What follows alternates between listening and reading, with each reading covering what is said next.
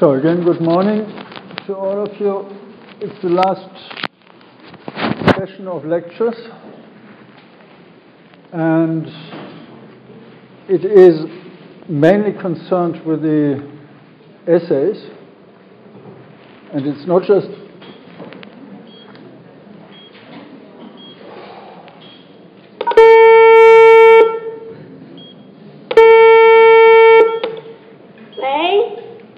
Can you switch on the computer again? No. Can somebody tell her? 又关掉了。 2:15.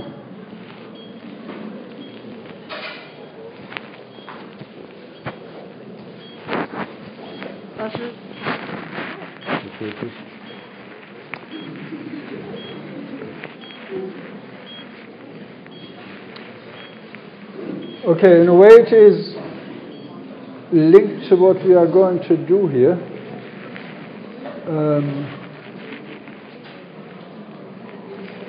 Meaning we are talking about something that we take for granted, and that is obviously nothing we can take for granted. Can you be quiet, please? There are 18 people at least, most likely 22, who failed writing the essays. It's quite a substantial number. And there are sometimes kind of issues that point on difficult things. And sometimes it's simply due to not observing very simple, very basic things.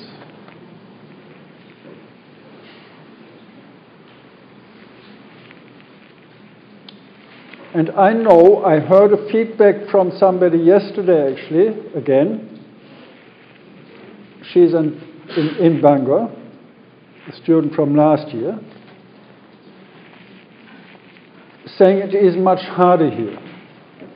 So I don't do you a favor if I just say, okay, it's fine, and just ignore it. You should know, if you failed this, if you fail anything, it's not the end of the world. It's not even the end of studying. Yeah? You have this essay to write, and you have in economics the exams on Tuesday. If you fail, hopefully not, you will have an opportunity to resit. In this case, to resubmit. Meaning you write a new essay or you change what you did.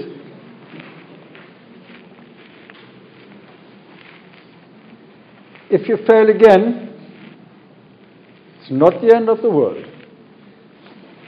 It's not the end of studying here.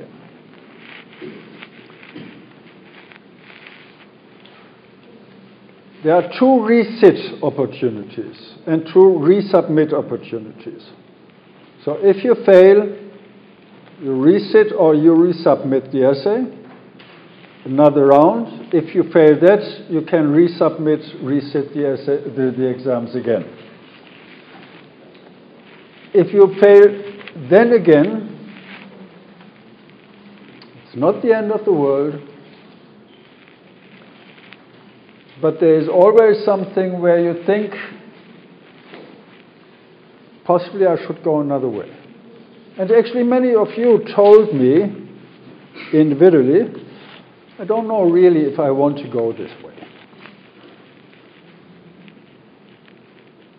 Many of those who successfully actually concluded last year said, okay, I go this way, but it's not for me really.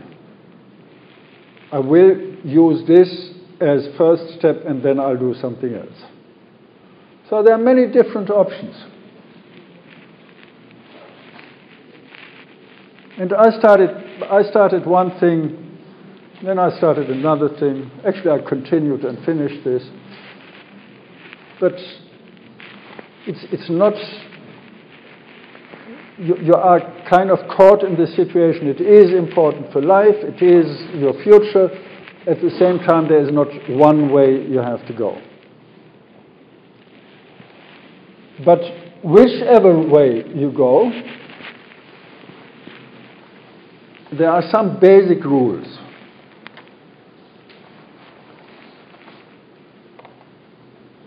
They are linked to behavior, if I may use this word,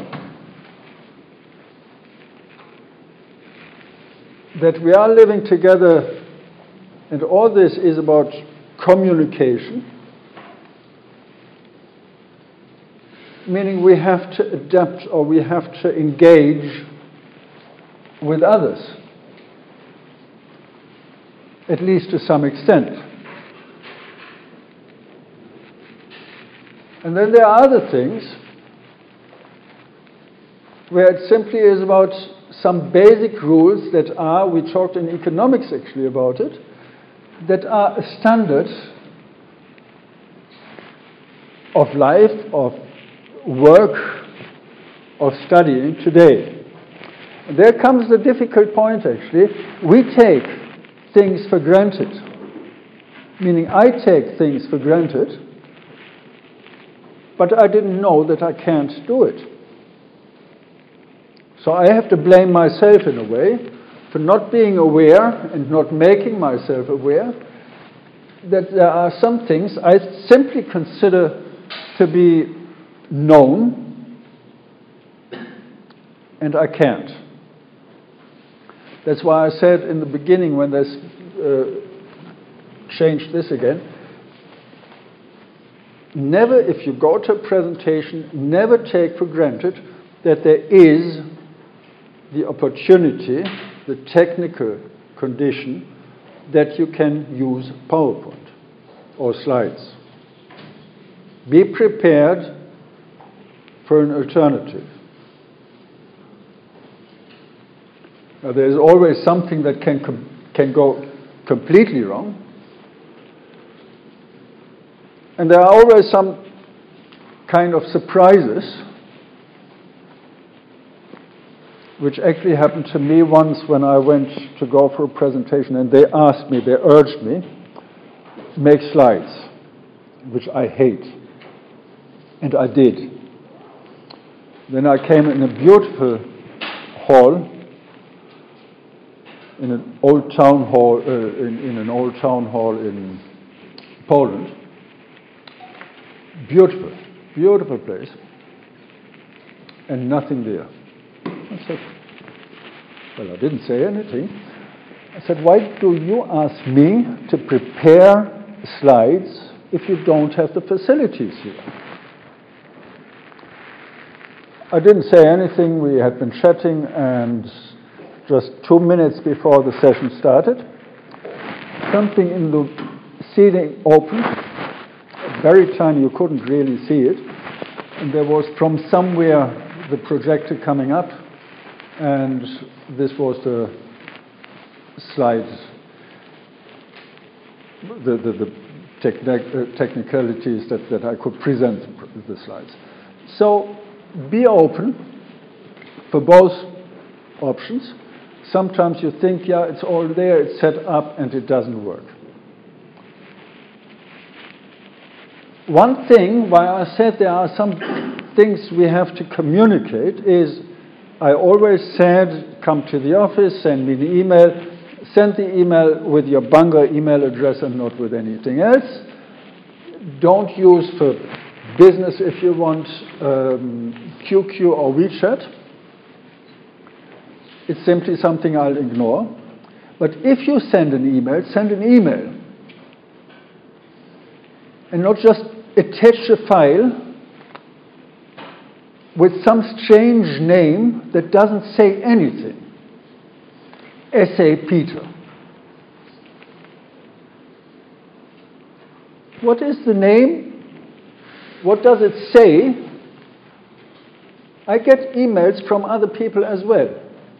Other people send me essays or send me papers, Peter, or even paper. Others send papers as well. for journals. Please review this article for the journal so-and-so, and not just article.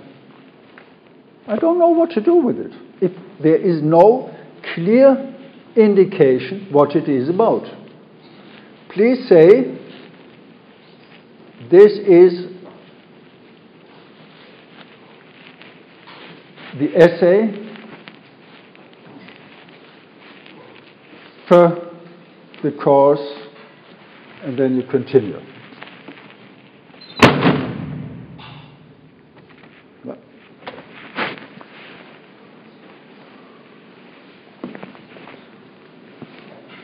Whatever I say now is not comprehensive, it's not complete. I'll try to mention some details. One of them is send an email next time. Send it with a clear indication what it is about, and make the file name actually something meaningful. I'll come back to this. As I said, feedback now, it's about general question. I have to sort out still with the Quality Assurance Office how I can engage with the individual feedbacks on your essay, meaning telling you results and all this. There is a strict procedure to it. There is one thing, and I know it's difficult.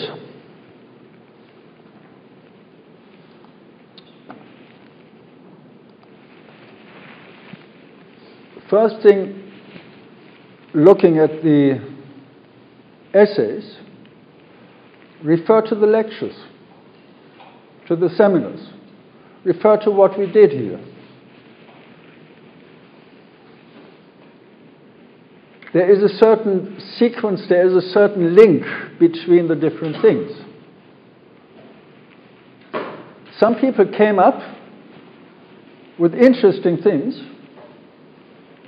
which had not been linked in any way to what we did, to what I said the essay should be about.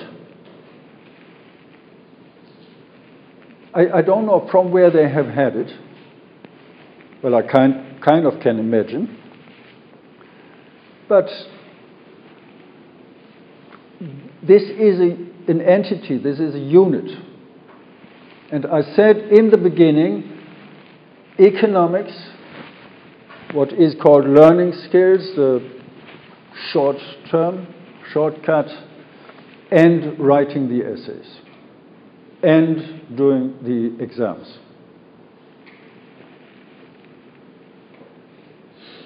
You have to link it, and this means in the essays you should have referred to something we had been talking about.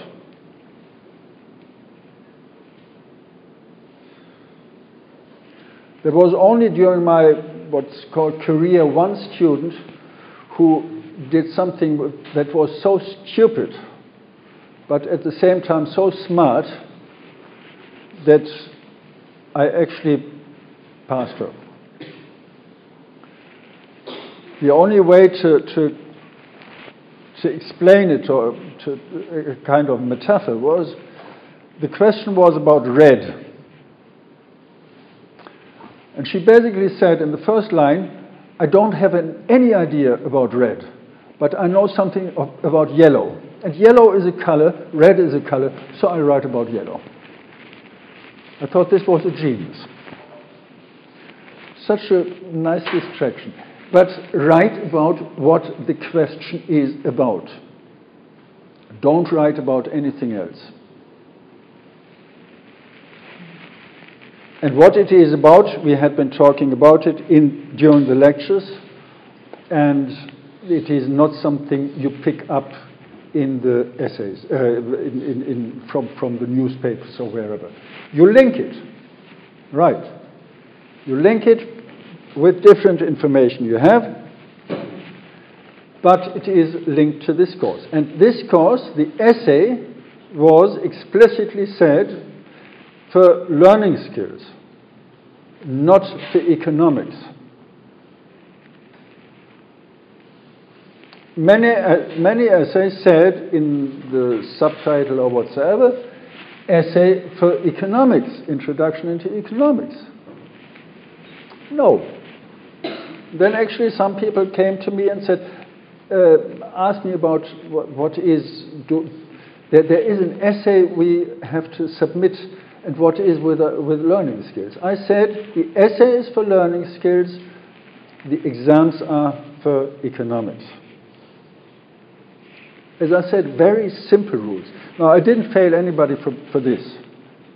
Actually, I could have done. If it's an essay for learning skills, right, it is an essay for learning skills and not for economics.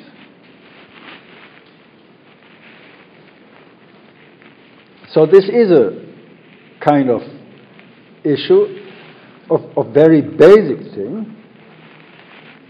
Look at what it is about and not what just comes to your mind. Look as well, as I said,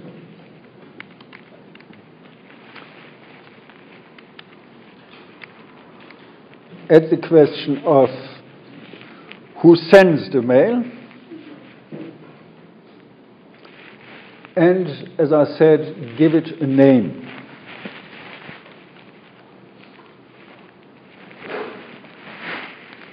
The sender should have a name. And I accept I don't have, well, I personally have problems with it, but it's fine if you send it with your Chinese characters. But don't send a mail with 6, 7, 5,000, I don't know what. This is something, I don't have a list with student numbers. Send it with your name. Not, you are people, you are individuals. You have a name, and you are not a number.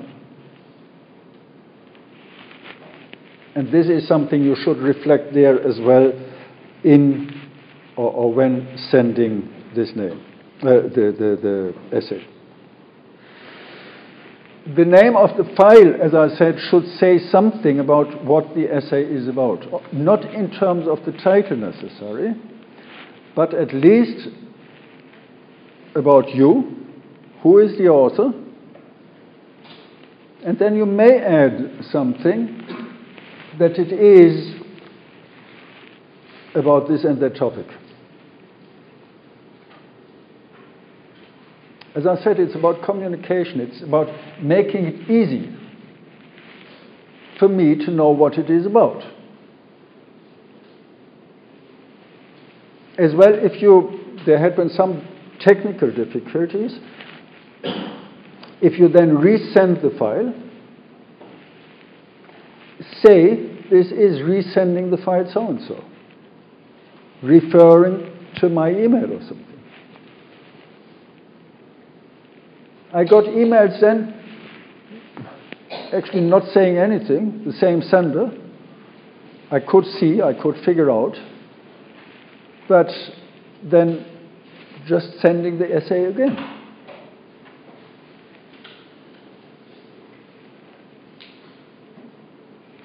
If you get one email per week, it's fine.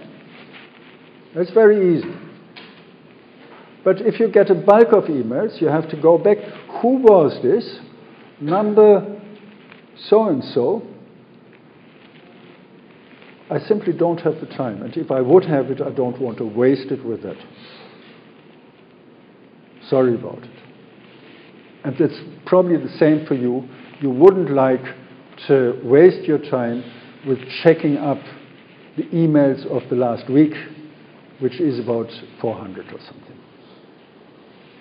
There are other things, nicer things to do.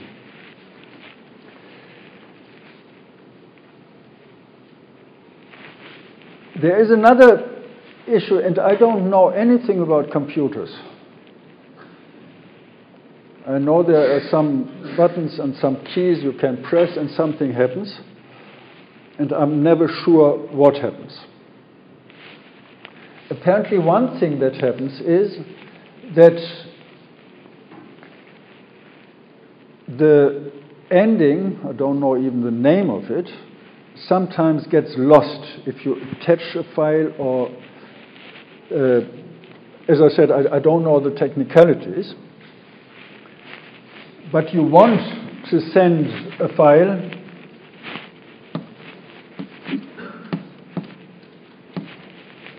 which is a Word document,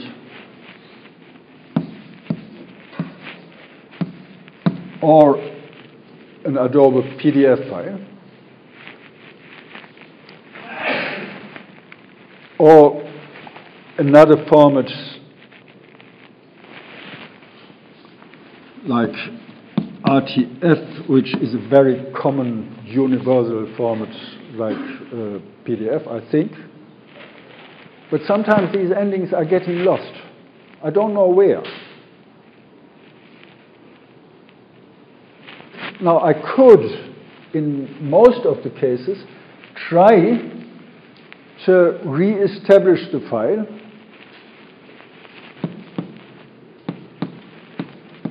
and say, okay, there is a file XYZ dot nothing, or not even having the dot. I could go through all these different endings.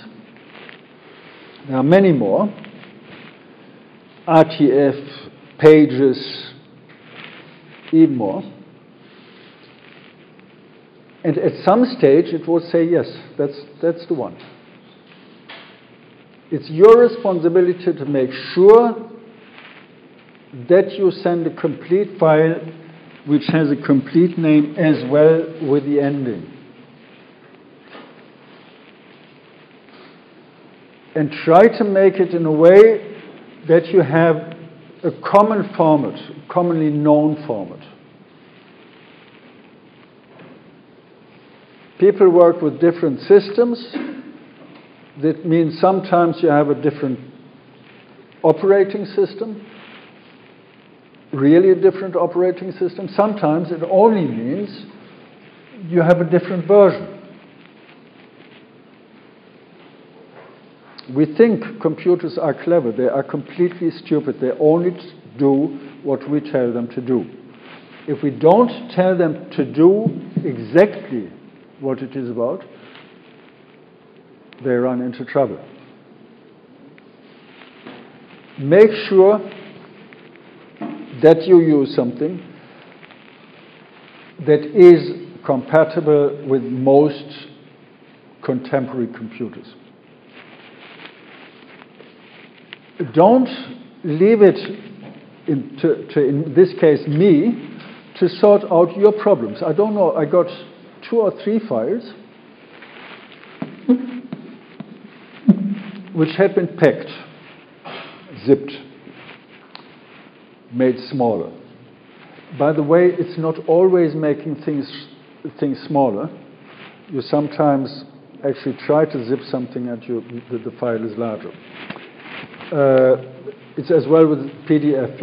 PDF is not always smaller than the original.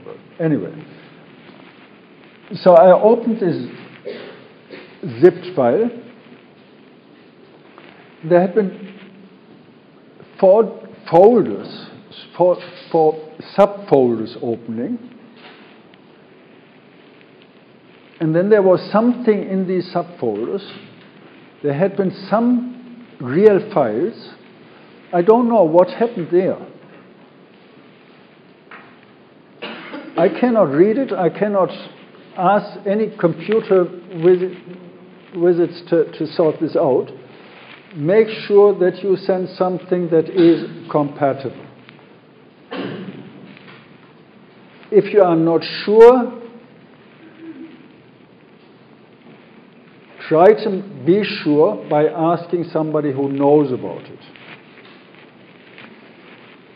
If you are not sure that it is properly transferred for whatever reason, attach a note to in the email and say, I face this and that problem. Please let me know if it is okay.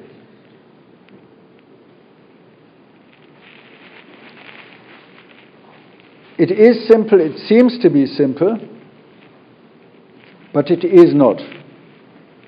And then, of course, you see immediately it is a question of economics, because what you actually do is you externalize burden if you just say, okay, just send an attachment with a name, or from an email address with a number, let him sort it out.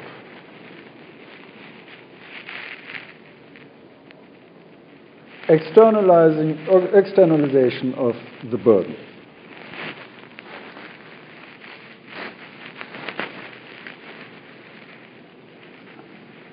There's another thing now coming to the writing,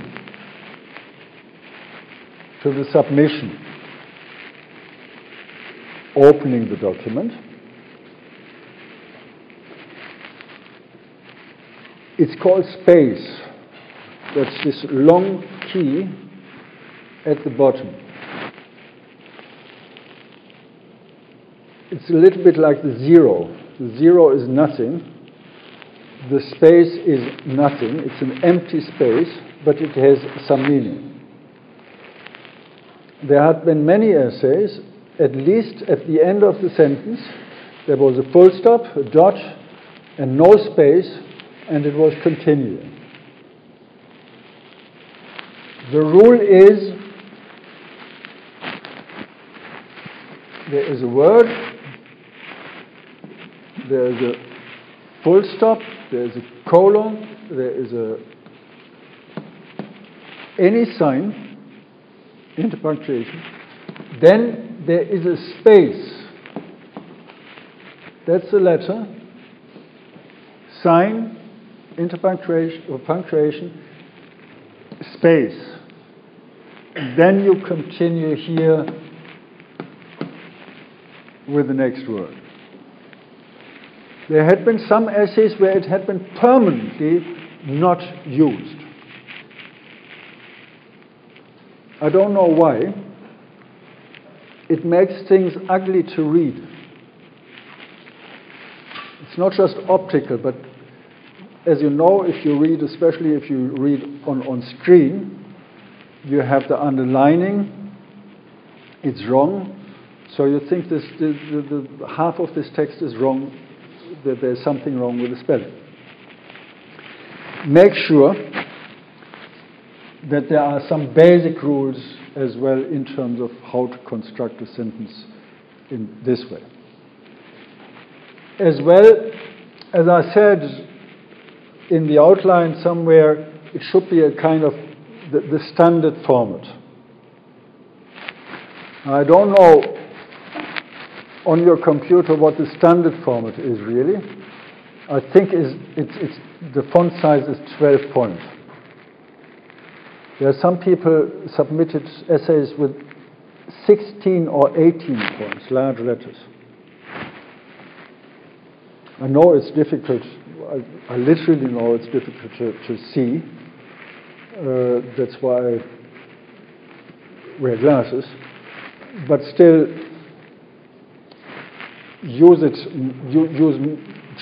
make changes to the format moderately. If you go to 13 or something, it's fine. Some computers, I think they have 11 point, but don't change to anything like a really extremely huge size. The line spacing. Don't make out of a standard size text 4 pages 14 or 10. You may do it, actually, if you give presentations, you may do it for your own sake, that you can easily read, that you don't stand there or sit there and have to read this way. As I said, it's something basic, but looking at how many essays have been submitted with some weird format, I think I should mention it at least at some stage.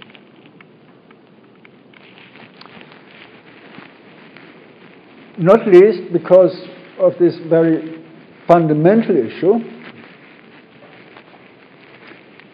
it's not a beauty test. Now, there are some essays, they are really looking beautiful, nicely done, neatly done, everything near to perfect. There are even certain rules. If you go and publish, there are certain rules that at the end of the page you have at least two lines, I think. If there is a paragraph change, you wouldn't have it with one line only carrying over. Certain rules. This is then really the beauty thing. You would have as well the spacing between characters equalized, that you don't have some words that look weird because there's huge space between the single characters. It's not about this. But if you have a text and you look at it, one paragraph is completely different format than the other, different line spacing, possibly different characters, it makes things difficult to read. You are easily getting lost simply by the optical impression.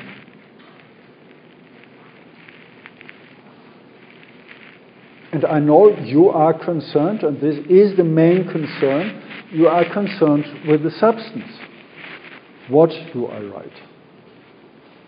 And how do I write it in terms of how can I make it clear, how can I present it? But this is part of it, that it is legible, and that it is as well formatted in a way that it is easy for you and for the reader to see what it is about. A little bit about the details about formatting next. One thing is proofreading. I know I'm myself not very good in this. I hate this. But especially on this occasion, if you submit an essay, read it, possibly ask somebody else, even somebody who doesn't know anything about the topic, but who knows about the language or who knows the language, please can you read it and eliminate as far as possible typos. It happens so easy. You press the wrong key, there is some letter coming in between, you move on because you are moving on with your ideas, go back, read it, proofread it. Writing in a different language is as well something. You have the computer. Some people say it's an intelligent typewriter. You have the computer, and there is a tool. I don't know this software, but there is a tool that is called language check. Language check or spell check. Figure it out on your computer, in your software, how it works. It is different from software to software. It's usually under something like tools and language, and then you can ask the computer to check the language. And that's what the computer does. You say, A, check the language. B, you say, in which language? English, in this case. And it will not eliminate all mistakes, but it makes you aware of several mistakes. Very simple things and very simple things that happen.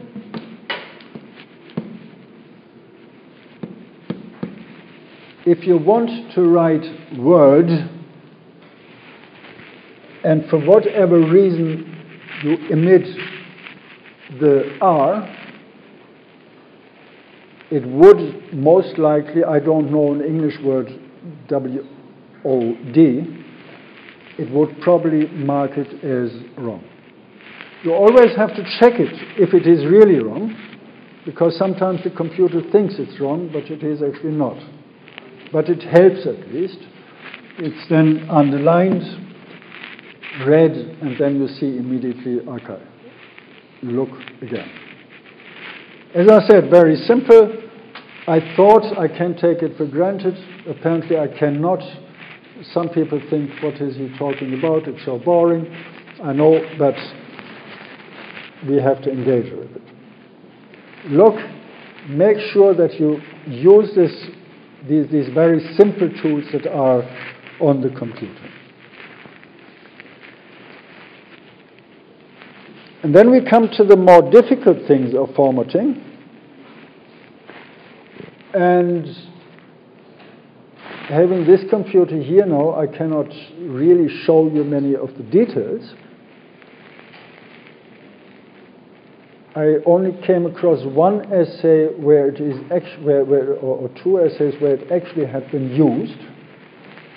But most of the essays you submitted were kind of what I call hand formatted.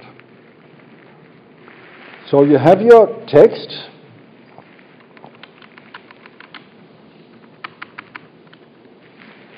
and then you mark the text, you highlight the text, the text. Then you say, it is here, the font you want to have. You have a choice there. And you say the font size. Then you say, this is the body text, but this is a heading, and I want to make the heading a little bit better visible. Then you change the form of the font size of the letter.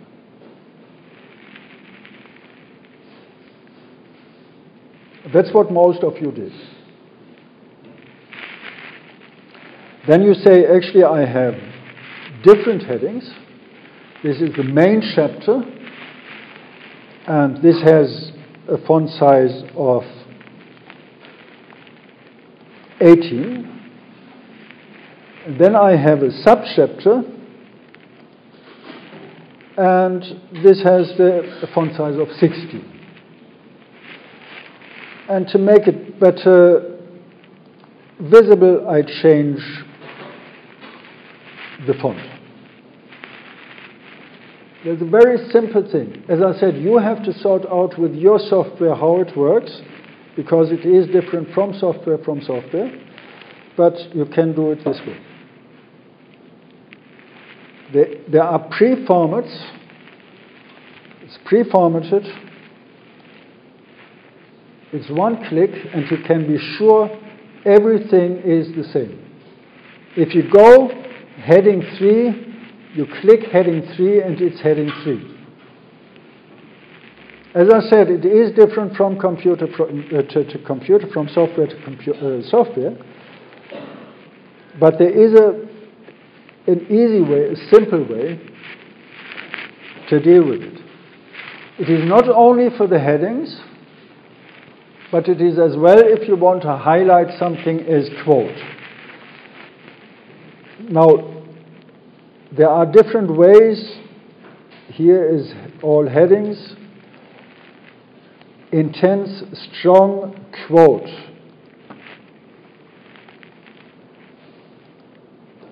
You can format it yourself and define, I want every quote to look like this. You put it as pre-format. You define it as format, put it here, and you can do it. Do you know what happens? If you write an essay, let's say 20 pages, properly formatted, you save about half an hour of time if you do it this way. Instead of, which size did I use there? Was it 18 or 16? I just go back, check again. No, I forgot. Did I actually change the font? You may change the color as well. Just one way to do it, very fast. This is why publishers, if you think that these poor guys have to format the entire book, it takes them ages. 1 hour. That's it. So it's a very simple way, saves you trouble, and makes it legible for the reader, who doesn't have to struggle with, what is this now? Where does this belong? Is it numbered? Is it not numbered? You can all things like this, you can do this way. Now we'll have a break.